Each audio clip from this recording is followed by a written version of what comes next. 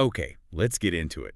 Today we are doing a deep dive into, well, an empire, the massive business and entertainment empire of Dwayne Johnson. Right. But we're going to look at it through a really specific lens. His longtime strategic partner, Dany Garcia. Which is the only way to really understand it. I mean, this isn't just a story about a movie star. It's a structural masterclass. Totally. So our mission here is to unpack how this really unique partnership took his film success and just leveraged it into this incredible power in consumer goods, sports, even corporate boardrooms. And as we'll see, a huge recent pivot into prestige acting. Absolutely. The whole thing is built on this fascinating separation.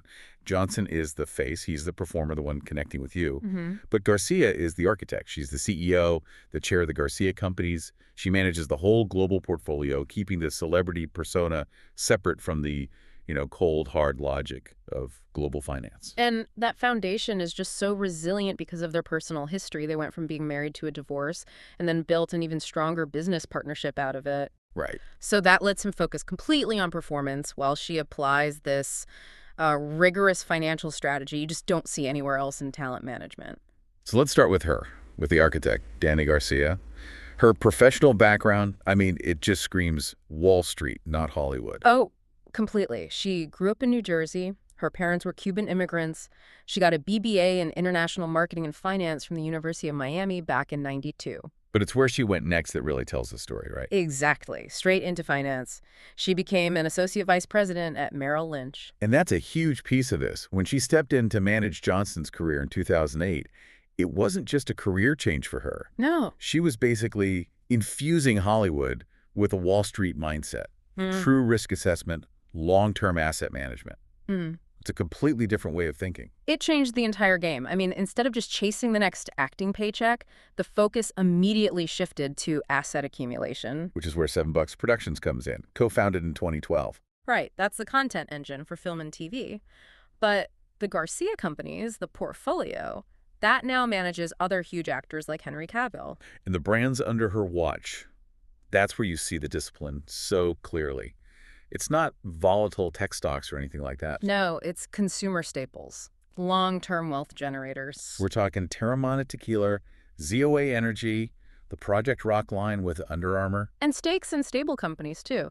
Salt and Straw Ice Cream, Acorns, VOSS Water, Atom Tickets. So why consumer goods specifically? What's the strategy there? It's all about recurring revenue. A movie ticket is, a one-time transaction. Right. But a bottle of tequila, an energy drink, that's a daily, a weekly, a monthly repurchase. These are durable assets built to last no matter what his next movie does at the box office. That high finance rigor you can see in the structure, and it extends, dramatically into professional sports. This is where her influence really just changes the entire conversation. You have to be talking about the XFL acquisition. Oh, yeah. It's a massive historical marker.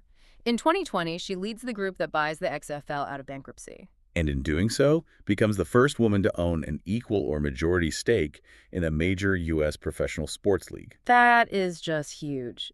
Think about the leverage that title gives her in every boardroom she walks into. It's not just celebrity endorsement anymore. No, it's high-level corporate ownership of a physical asset. And she didn't stop there. The XFL then merges with the USFL. To form the United Football League, the UFL.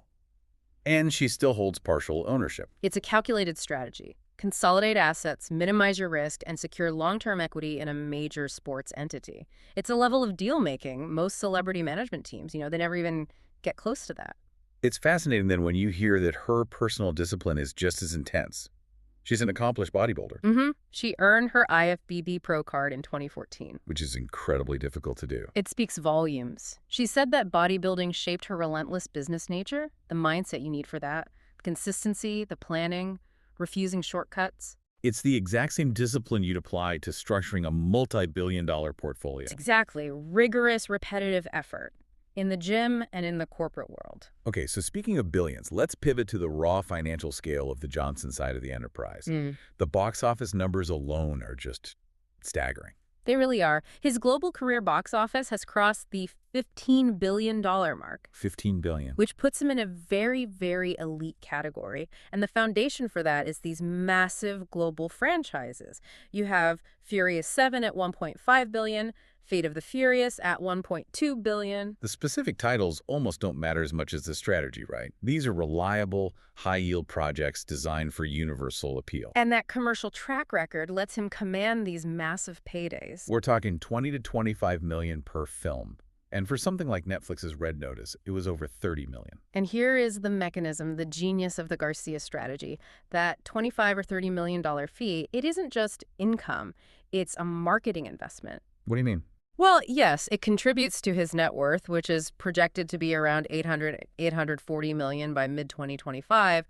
But the real play is what that visibility buys. So you're saying the film career is now just the advertising for the business empire. It's not the end goal itself. That is the perfect way to put it. That $30 million fee pays for global advertising that directly drives sales for Teremana tequila. And Teremana is the real juggernaut here. It's the key financial engine.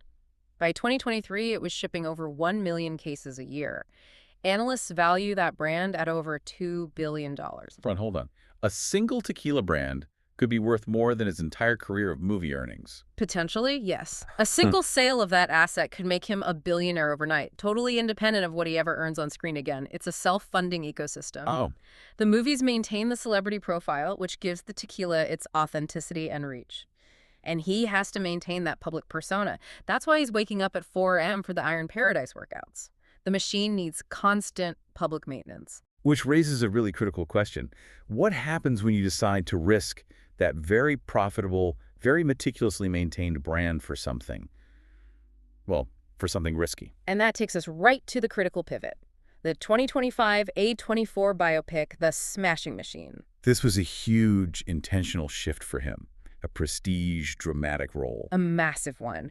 He played the former MMA fighter Mark Kerr, detailing his struggles with addiction, with drug use. Right, with Emily Blunt playing his girlfriend. This was not a crowd pleaser. It was a dark, transformative performance. The entire intention was to challenge himself and secure a critical legacy. And, it worked. He got widespread acclaim, disappeared into the role. He earned his first Golden Globe nomination for Best Actor in a Drama. That's the kind of recognition that proves he can operate outside of the blockbuster lane. But that critical success had a very steep financial cost, especially when you measure it against his usual guarantees. The film only grossed $21 million worldwide, against a $50 million budget. That's a huge miss financially. It is.